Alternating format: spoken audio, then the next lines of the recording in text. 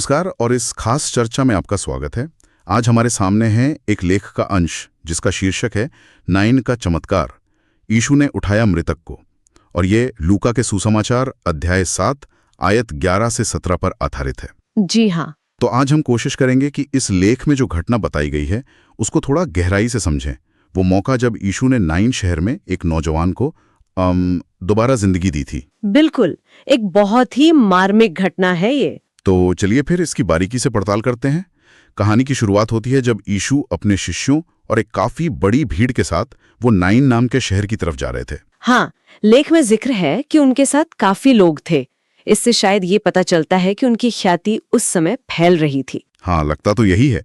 और जैसे ही वो शहर के फाटक के पास पहुंचे, उन्होंने एक बड़ा ही दुखद नजारा देखा। जी, एक विधवा थी जो अपने इकलौते बेटे के जनाजे को दफनाने के लिए ले जा रही थी। इकलौता बेटा? हाँ, और लेख इस बात पर जोर देता है कि वो इकलौता बेटा था। देखिए, उस जमाने में एक विधवा के लिए इकलौते बेटे का चले जाना सिर्फ जज्बाती तौर पे ही नहीं तोड़ता था। हाँ। बल्कि इसकी सामाजिक और आर्थिक सुरक्षा भी लगभग खत्म हो जाती थी। अच्छा, हाँ, ये तो वाकई दिल तोड़ने वाला मंजर रहा होगा।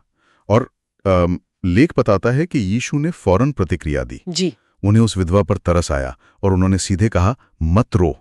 ये सिर्फ हमदर्दी के शब्द नहीं लगते हैं ना, कुछ और भी है इसमें। हाँ, ये दिलचस्प है। लेख में यीशु की करुणा को सिर्फ एक भावना की तरह नहीं दिखाया गया है, बल्कि एक ऐसी शक्ति के तौर पर जो फौरन एक्शन लेती है। हाँ। उनका मत रो कहना सिर्फ दिलासा देना नहीं था, बल्कि शायद ये आने वाले चमत्कार का एक इशारा भी था। अच्छा, और फिर जो हुआ वो तो वाकई हैरान करने वाला था। लेख के मुताबिक यीशु आगे बढ़े और उन्होंने अर्थी को छू लिया। हाँ, ये उस समय के रिवाजों के हिसाब से तो काफी असाधारण कदम था, है ना? बिल्कुल असाधारण। देखिए, यहूदी नियमों के अनुसार शव को या अर्थी को छूने से इंसान धार्मिक रूप से अशुद्ध माना जाता था। ओहो। तो लेख का ये बताना कि यीशु ने अर्थी को छुआ, ये दिखाता है कि वो न सिर्फ सामाजिक नियमों को एक तरह से चुनौती दे रहे थे, बल्कि वो मौत और अशुद्धता पर अपना अधिकार भी जता रहे थे। अच्छा, तो ये सिर्फ दया का काम नहीं था? नहीं, ये एक बहुत हिम्मत वाला और अधिकारपूर्ण काम भी था। वाकई। और फिर उन्होंने आदेश दिया, हे जवान, मैं तुझसे कहता हूं, उठ। जी।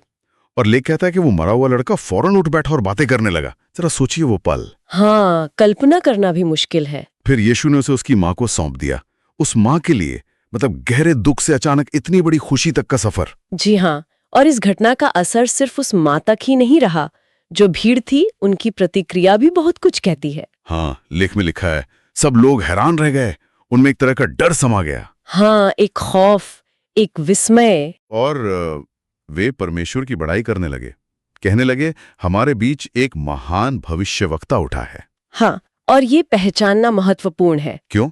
ये महान भविष्यवक्ता कहना क्यों महत्वपूर्ण है? क्या आप इसे थोड़ा और समझा सकती हैं?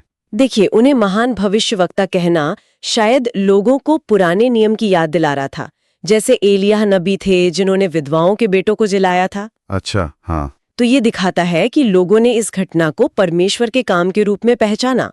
भले ही वो यीशु की पूरी पहचान को उस वक्त शायद ना समझ पाए हों, पर उन्होंने इसे असाधारण माना। हाँ, ये उनकी उस वक्त की समझ को दिखाता है। बिल्कुल। और लेख ये भी बताता है कि ये खबर आसपास के पूरे इलाके में जंगल की आग की तरह फैल गई। जाहिर है, ऐसी घटना भला कैसे छिपी रह सकती थी? हाँ। तो लेख का अंत इस बात से होता है कि यीशु मसीह मरे हुएों को भी जिंदा करने की शक्ति रखते हैं। ये उस घटना का मुख्य संदेश लगता है, जैसे लेख बताता है। हाँ, ये उस स्रोत का केंद्रीय निष्कर्ष है। ये घटना यीशु के दोहरे स्वभाव को उजागर करती है। एक तरफ गहरी मानवीय करुणा और दूसरी तरफ अलौकिक दैवीय शक्ति, दोनों का एक साथ प्रदर्शन।